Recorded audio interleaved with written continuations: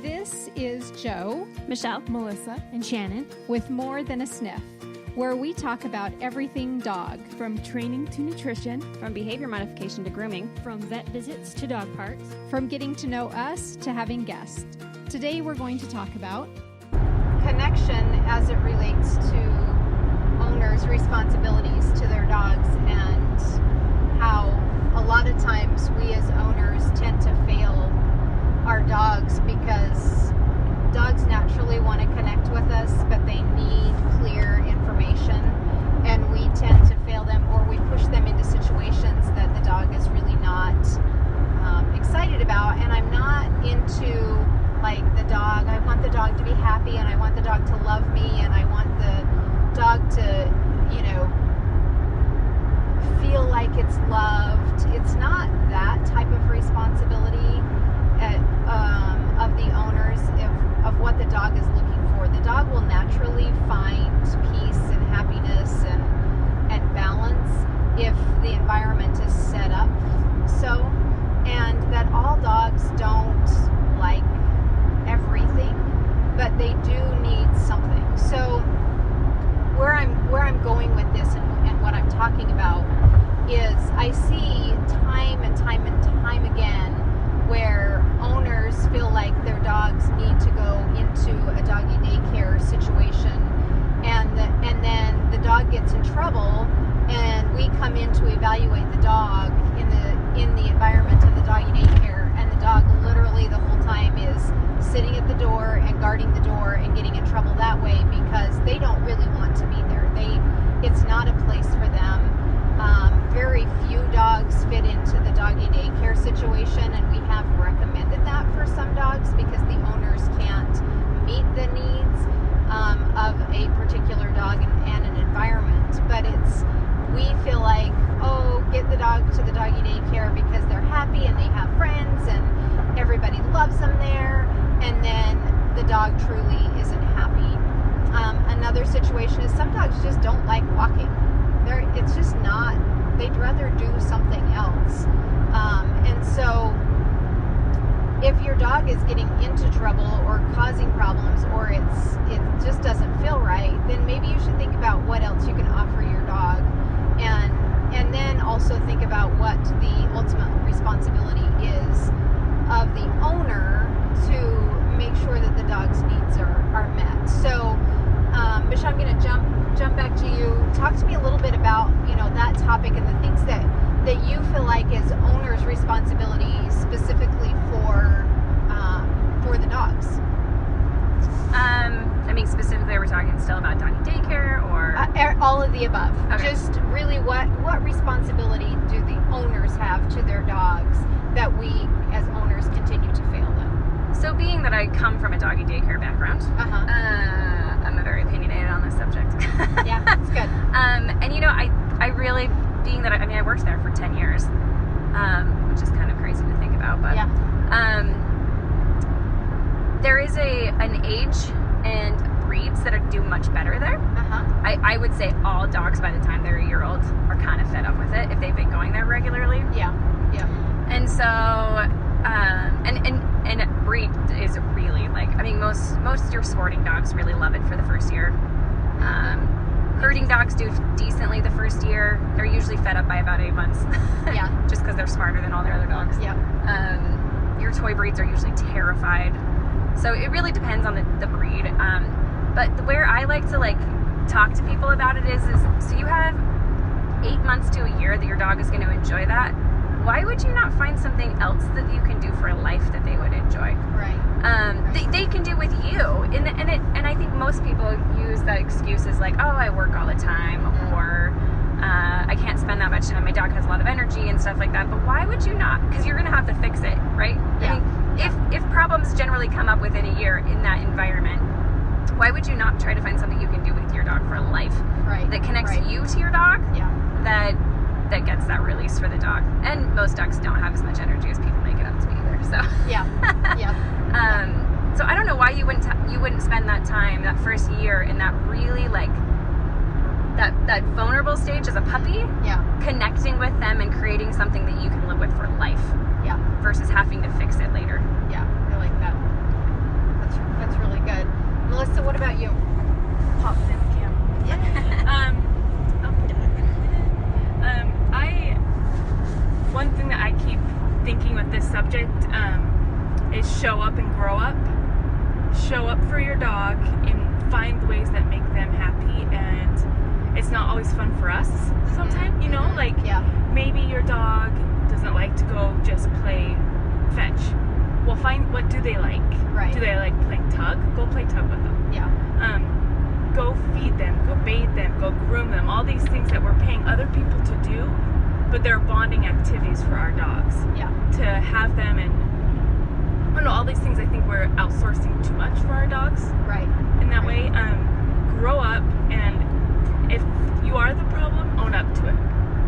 And I think that's hard for people to do, but our dogs, they know when we're, like, I always say, living our true selves. Right. And it sounds kind of weird, but they know when we're being fake or when we're being real. Right. And once you be real with your dog, they'll be real with you back. Yeah.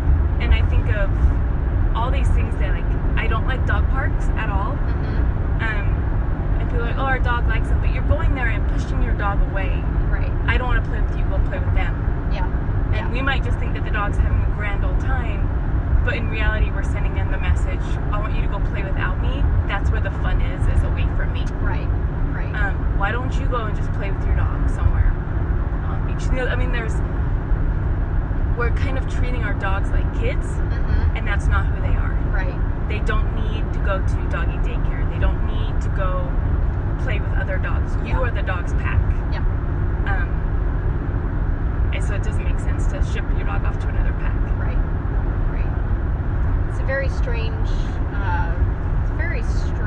disconnect that happens with daycares and dog parks, and the dogs are really struggling overall with it. Shannon, talk to me a little bit about what owner accountability responsibility is to their dog. I feel like that your responsibility is to provide structure that enhances your dog's life. And I think a lot of the time sending them to the daycare is not an enhancement of their life. It stresses them out more. My personal dogs would be an absolute train wreck if I sent them to dog daycare. It would destroy the connection that they have with me for me to send them there. Yeah. And I think that's true of all dogs, though some dogs are less affected than others. They're right. You know what I mean? Yeah. You don't see the results right away. Right. And I think you'll have more behavior problems and fallout that way from going to doggy daycare than you do if your dog is at home. Even if you have a crazy day and your dog is in their crate for 12 hours, like that sometimes happens. Sure. They're happier at home in the crate for 12 hours than they would be to go for an hour to doggy daycare. Right. Yeah. So off the topic of doggy daycare, what is I'm gonna hang in this topic for just a moment, coming off of a comment from Melissa as far as treating them like kids. Our kids don't even have to go to daycare. My daughter's never been to a daycare situation, and you know, I was accountable for her. I was responsible for her. Yes, I had caregivers when I needed that to happen, but she was never put in a situation that I felt like she needed to go to daycare so she would learn how to share or learn how to play with others. That was my responsibility, not somebody else's. So I am pretty passionate about even if we treat our dogs like kids don't have to go to daycare. We just need to fulfill their needs just like we would with our own kids. I actually have something else to say about that. Yeah.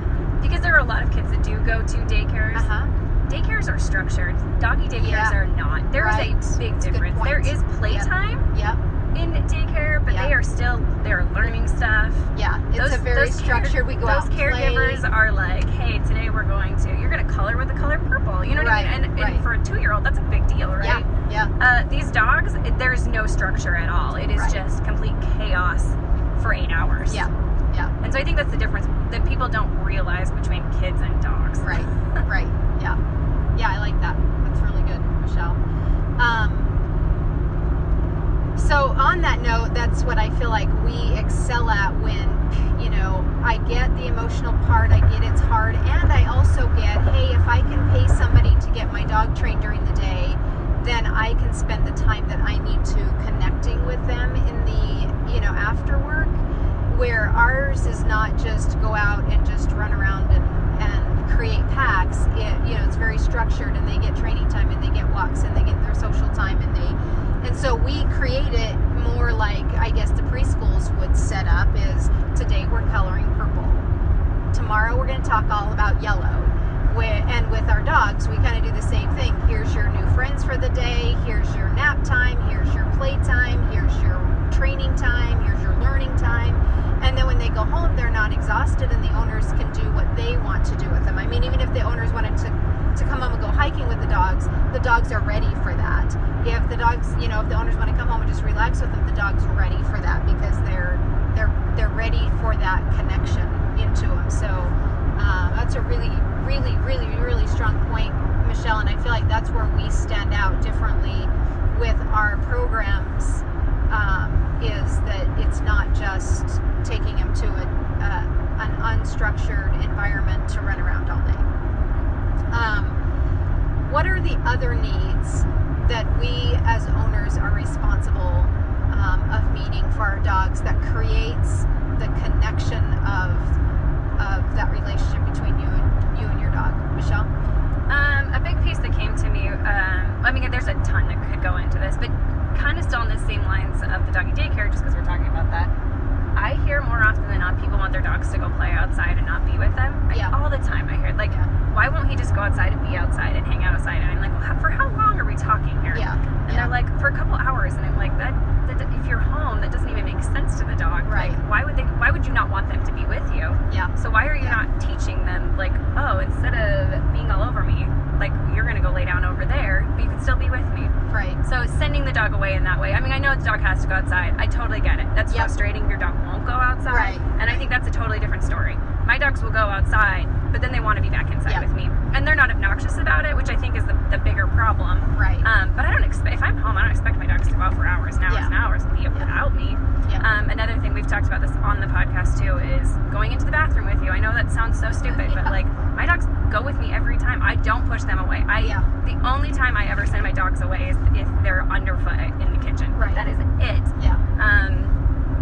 And that's the only time I really want them to disconnect from me, because I don't want them on my table. Right. Another thing I was thinking about too was feeding time. I think we don't totally disconnect from our dogs during feeding time.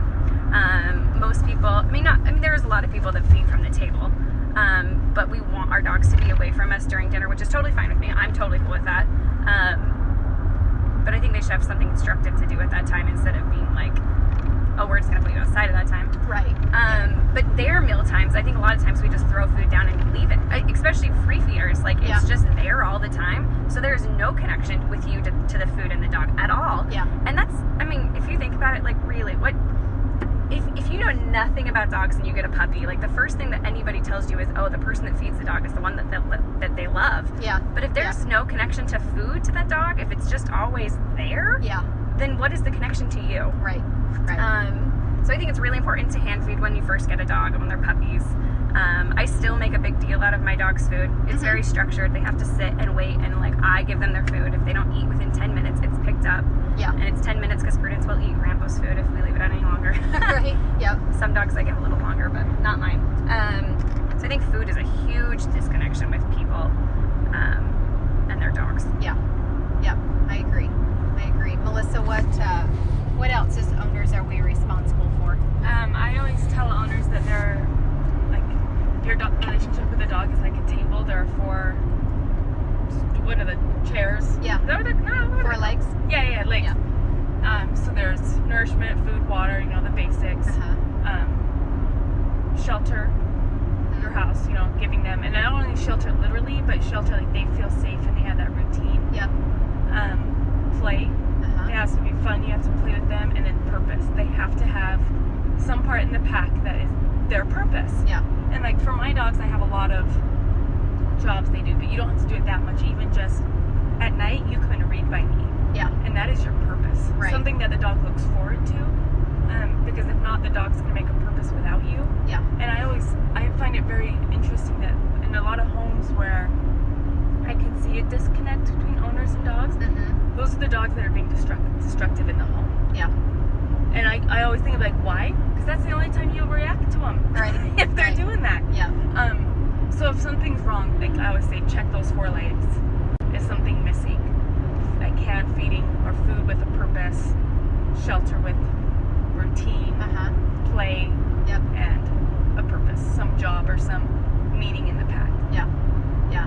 I think I think that really sums up as an owner what you're accountable and responsible for, and I think that it's our responsibility to find the balance that creates that rhythm that keeps that table standing, that really the dogs are their needs are being met, and peace is within the household without having outside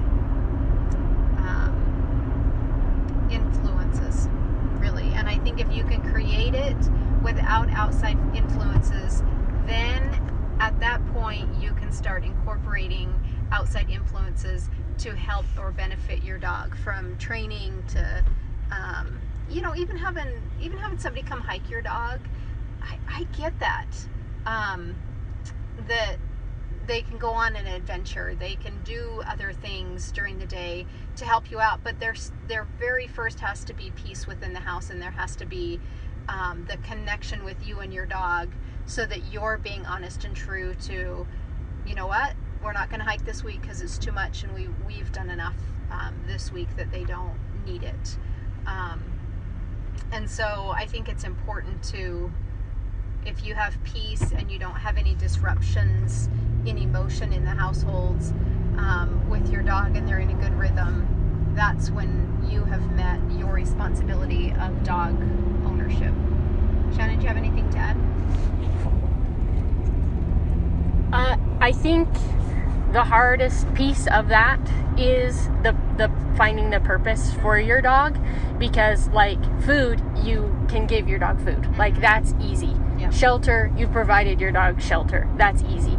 And it's really the purpose part that takes the most effort to find out what that is for you and your dog. And that a lot of the connection that you make with your dog comes by finding that together and providing that structure and purpose for them, because you think about them and you think what they like, and you figure out how to integrate what both of you want into your everyday life. Yeah. And so, I mean, I think as dog trainers, that's mostly what we help with. Yep. Like there's little pieces of the other that comes in, Right. but mostly like that's what our job is, to help you find that with your dog. Yeah. And that's why we like it so much. Right. Right. Because we like that with our dogs, Yeah. and we want to share that with other people. Yeah. I think that's great. So get out there and be accountable yourself, really, for your dog, and create all of their needs so that they can be at peace, really hanging out and not causing problems.